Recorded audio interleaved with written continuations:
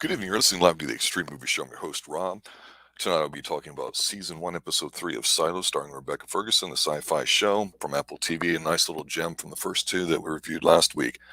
Here on Mother's Day, I'd like to take a moment and say Happy Mother's Day to all the mothers out there, wannabe mothers, past mothers, all such and all that too, because the one thing about Silo that's interesting is we have strong female performances. Not that men are weak. It's not that type of show. At least it doesn't appear to be. But what we have here in Silo is an aptly titled show that shows how things are very self-contained, and there's some very obvious themes that go on here, and some of them we discussed before in season 1, episode 1 and 2 review. Also apply here in episode 3. So we know up to this point that Juliet is on her own, and it's Rebecca Ferguson, so we know she's going to end up being kind of like a main star. We know that her boyfriend seemingly fell to his death, and it's supposed to be like this whodunit in a way. This episode seems to get away from that, unfortunately, and I think this episode's a big step back in terms of enjoyability. It's quite predictable. That doesn't mean it's not done well. There's a few things in here that I wanted to point out that I think are pretty interesting scenes. We'll see how things fit together. This is more of a kind of recharge, get your juice back, like with a timeout before you come out full head of steam, hopefully in a few more episodes. What I really liked about episodes 1 and 2 was not only the performances from a lot of the actors here and the very obvious symbolism that's going on, which we'll touch upon here in a moment, but what I really liked specifically about Rebecca Ferguson's character, Juliet, is that she's somebody that's deeply attached to somebody, and we see that through her reactions. It's good acting. It's not a very talky show, although episode 3 is. But when you have kind of a combination of things with why are 10,000 people in this giant silo? Why do we have a totally self-contained unit? Why are the people at the top, the mids, and then the lowers? For all intents and purposes, that symbolism of social class going on that's not heavily explored. It's got a few elements going into it, so I really appreciate the paranoia between the sheriff and her in the first two episodes about how you're not supposed to have these relics, and they're from a time before, and we don't know much about it, which, I mean, come on. There's going to be the power-ups that do. We know this, the judges or whoever they are. I wonder if that's a Supreme Court analogy. We'll see, because we've yet to explore that part of it. Just the mayor, who's also a woman and has a very strong role in this case. I like the paranoia that those two had on screen for the short-lived time, because, of course, the sheriff decided to go out and see what was outside the real world, because that's one of the rules in this world, is that if you ask to leave, they're going to make you leave and you can never come back. And of course, everybody sees that, you're walking and dying when he doesn't see that.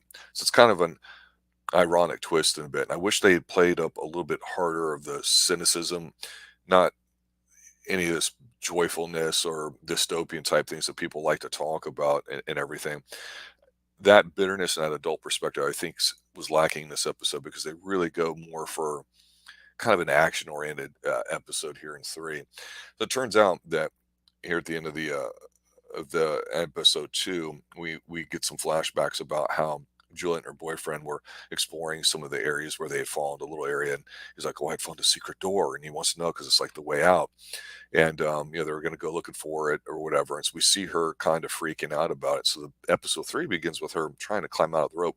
Very symbolic. She's coming out of the water like she's reborn. It's on the rope. It's dark. She barely manages to get there. She drinks herself crazy. She's distraught, obviously. And Rebecca Ferguson has what I would call not an emotional face. So she definitely, I think, does a good job communicating the grief that she's feeling here too. But I'm missing out what's going on with that. Yeah, Princess, it is a Silo. This is episode 3 I'm talking about. I'm not going too hardcore in some of the specifics. You haven't seen episodes 1 and 2. Episode 4 on Apple TV will be dropping tonight. Little sci-fi thing going on. It's interesting because the momentum we had in episodes 1 and 2 kind of shifts here a little bit, because we find out that there's a little bit of rumbling going on, and we see her really involved with their engineers. And the big confluence of events here is the mayor and the deputy guy, who they both look like they might be getting ready to retire. They're up there in their years. They're going all the way down from the top to the bottom to go see her, because the sheriff's request was, "Hey, look, we want her, Juliet, to be sheriff," which is extremely unusual, no qualifications whatsoever. So what's good about some of the storytelling in here is, as they're working their way down, they stop and they get some water breaks. They've got their backpacks, so it's an informal date, for lack of a better term, although you don't necessarily see a lot of chemistry going on between them. What you do see, though, however, is you see the introduction of some other characters, such as the muscle guy, I'm going to call him, who shows up while they're sitting down, basically giving them, looks like a tart, trying to influence them about another vote that one of the judges wants to have. And you can tell he's going to be a heavy. We just don't know how. Um, it's there's this guy named Bernard who's like the analytics dude. He knows things.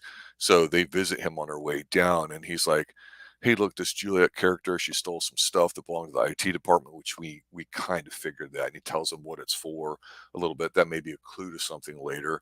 And this other dude, Paul, is supposed to be the ideal candidate. So you can already see that the higher ups, the people that run the show, and probably keep all this information hidden, because you're on a probably need to know basis. If you're 10,000 people and you think you're the only people on there, what do you really need to know without going crazy? So it's kind of interesting the way to do that politically. It's not too bad. It's actually a nice scene and a good way to introduce some other characters for here. But what happens is, when you see them talking to her father, who's a baby doctor, and we know how precious babies are here, especially with the first episode, which is really enticing. It kind of reminds us of, hey, that cynicism I mentioned is not really present here, because this rumbling that you start to hear and feel is the turbine all the way at the bottom that she's basically the one in charge of, um, is having issues. And ever since she was a little girl, it turns out that she really enjoys working on stuff, figuring out how things work out. She has an inquisitive, curious mind, as it were. So it turns out that we get a nice little shop talk going on with the engineering group, that we get to see some of them, including the assistant deputy, who kind of looks like Kylo Ren. I don't know how else to describe it. I thought he'd play a bigger role, but here he's stepping back a bit. We see everybody kind of working together, but she's the man. She's the one in charge. Everyone listens to her. She knows her shit. She keeps the stuff moving. But the chalk talk is basically, you get one of the engineers up there, and this is a good way of how you would communicate it to an audience without being complete technical. They say, well, whoever designed this, the originals, or whatever they called them, they were pretty smart. We don't know where the steam comes from, but we know it comes up here, and there's this little thing that has to close it off. And as we all know, when that's closed, it's going to build up pressure and explode, and we have to open this to release it. But what we have to do is we have to shut down this one turbine, so that way we can find out what's wrong with it and fix it. But we only have a certain amount of time. So it's the old 007 Bond kind of way to end it. Yo, Ed, what's going on, bro? Um, it's it's nothing you haven't seen before in some form or another. It's done well. It wasn't really exciting to me at all, because it's the majority of the episode, things escalating because the pressure builds up. They're having to remove a chunk from one of the blades and turbines. Of course, grind it down is because even though there's only does them, they happen to have all the right machinery and tools and all that too. So it's the fastest, lathe job I've ever seen, or whatever you want to call it. Hand grinding it down, really. Um, which brings me to another point I've got to bring up here, before pausing a little bit and finishing up this episode. One of the biggest interesting things about the first episodes that we don't get much of in this one is the fact that when you look at a closed system, in this case a silo, it's an appropriate name. There's loose talk about earning things like money, and maybe I'll sell some of my drawings on the market when I retire, is one of the lines here used in this episode. So there's an economy, of course, but we haven't seen what that economy is, or, to use an analogy in the real world, what is it based on? Is it based off of gold? Is it based off of fiat currency? Is it a credit system? We do know that, as funny as it may seem, the Pez dispenser that's shown up, and it looks like, I think I'm going to say Sony. I don't know if it's Sony though. A little Sony held digital camera in there as one of these artifacts. We know that they have no idea what these things are, and their computer systems are terminals, which are easy to use. They're nothing major. So we know there's a constraint on knowledge. And we know there's a constraint on a skill set. So if you want to look at it as a zero-sum game where they're trying to figure out how many babies they can have versus how many people are dying, they only have a certain amount of square footage. Um, there's a lot of ways you could really nerd out and implement that in here, but they're not going hardcore. They're going more about just, relationship in this episode. I don't know if that's a good or a bad thing, but it does do something that normally you would allow to flesh out a little bit more of what's going on in this world that you're building. And since we've got nothing about the outside here, we do see a couple of scenes where you see one of the levels is one of their gardens, as it were. And it's kind of nice. It's not beautiful or spectacular. Obviously, they're set pieces, but it does show you that there's yet more levels to it. And they have, and I like how they do remind you that there's 10,000 people in here. It's roughly 130, 140 floors, which, for lack of a better term, I'll say stories. So if you just do the numbers, that's what, about 80, 90 a level. Um, so it's interesting how they would go up and go down. But there's other things they could explore, but it's not a soap opera necessarily, which, again, I'm trying to understand what the show's trying to do, because this episode really goes off differently. And another thing too, I mentioned it briefly, but it was very apparent. If you, when you watch the opening sequence, it's very subdued music. Um, it's very forlorn, if you're somber, if you want to look at it that way. But there's the obvious life versus machine thing that's going on here, man versus machine. You've got, like, for example, the stairs that, while the music's playing and the credits are rolling, that turn up and then they light up. And then, of course, that's similar to the DNX Helix. You've got a tree, and then you've got something falling off of it, a fruit that comes down, and then it goes into the underground where you see the silo. So there's definitely this contrast there. That's not by mistake, that's completely by design. And so I really like I said, the cynicism about they're lying to us about what's on the outside. And that's really what drove the paranoia between the sheriff who went outside, and, of course, the lady from episode one, and, of course, now Juliet, which they didn't really play that up a bit. And I'm disappointed they didn't work that, because there's gold there in it. Um, Obviously, the mayor and the deputy get down to the bottom, and they're watching her perform in action, as it were, summon the troops with a massive hangover, figure out what's going on. And, of course, in the proverbial nick of time, they managed to fix the one piece of blade that, of course, accidentally dropped out of the young, naive, unconfident kid's hands, and just get it back together again. And everybody survived. And I just got to sit there and say, from a manufacturing perspective, yes, you want a simple system that's easy to design, which means easy to fix. You don't want a complicated system, especially if restricting people's knowledgeability. But it makes me really go, okay, what's the end goal here? Where do they get the raw materials for things? Tools don't last forever. It's There's some explaining that's got to happen on here for me to not lose the world that they're trying to create. If they're trying to focus on something so hard in this episode with an engineering fix.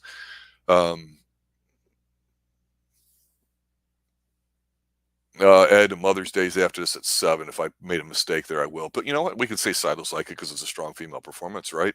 Um, yeah, the interpersonal stuff, it can be good, but the world, it's challenging, because, again, you're being led to believe that you can go in this one direction and it goes into another here, which we know you're going to have some episodes that are like that. But yeah, I definitely look like I changed the wrong titles here with Mother's Day. So my apologies there. Still technical snafu there on Extreme Movie Show. But it's it's not a bad episode. Of course, she accepts the position of being sheriff, and then decides that she's going to go up there, and we'll see what happens with it. I was really hoping for a cynical ending where, thinking about all this that was going on, that at the end, when you have that grand vista shot there of everybody in the cafeteria that looks outside, where it looks like it's desolate and all that, and we know that it's not, that maybe, like, when the electricity came back on, because I had to shut off for a little bit, that we would see that it looks green. And so everybody inside would be kind of pissed about why we can't leave. I thought that could have been a lot more compelling. And that's not something you typically do on the show, right? So I thought that could be interesting. And the other little twist here is that with the deputy and the mayor walking up, they seem to strike up a romance, and they're kind of kissy face a little bit there at the end. They get up to the top, and she's like, "Well, why don't you grab a bottle of wine? And I can't sleep, and why don't you come to my room?" And he's like, "Oh, okay." So we got some old people doing some whoopee action, as it would appear. Of course, she goes to tidy and freshen up, like, any responsible adult would be. And, of course, he goes, "How many bottles do we have, two?" And he calls her name out, and, of course, we know what happens. He breaks down the door and finds out that she's, and rather graphically, it looked like. I thought this was kind of cool. Apparently, she's dead. Looks like she might be choking and vomiting on something. I wonder if they're so conveniently placed shots of the water in front of the judge's door where they would stop to introduce characters. Can you make it a little less obvious that something is going on here? Either way, episode 3 is a little bit different than the first two. I'm going to give it a couple episodes worth of a watch here. It's a very short season. I do like what they've set up. I do like the fact that the acting is good. There's interest here. They just slowed it down a lot when I just thought they were really priming me for it. And it sounds like, from what the comments here in chat, that some of y'all are feeling that way too. But Silo, I still recommend it. It's still compelling enough to watch. check it out on Apple TV. I think it's something that you're going to take a look at and say, all right, a lot of times people sit there and say, hey, you're supposed to give something to it.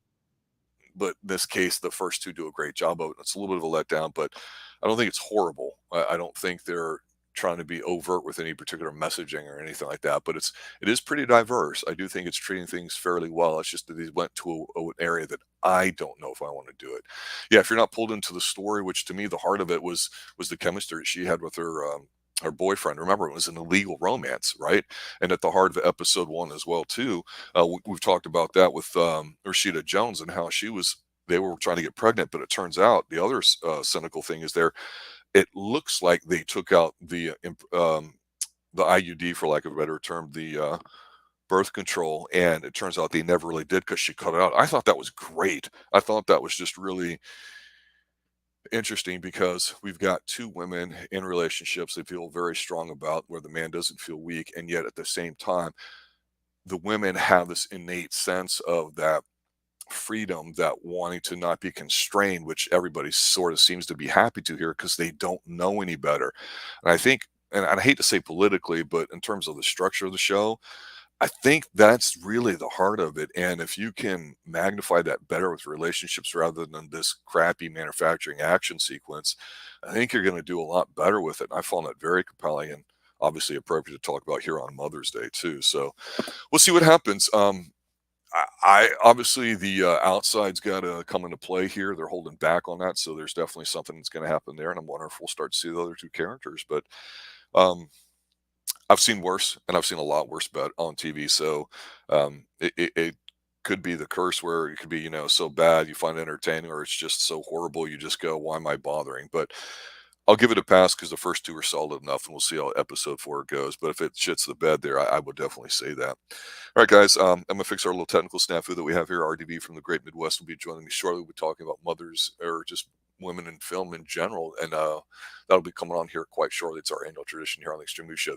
Hey, thanks, guys, for showing up there. I apologize for the mix up there. That's on me, nobody else. But I'm going to blame Pixel because he's not here right now. Happy Mother's Day, Pixel. Have a good night, guys. Stay extreme.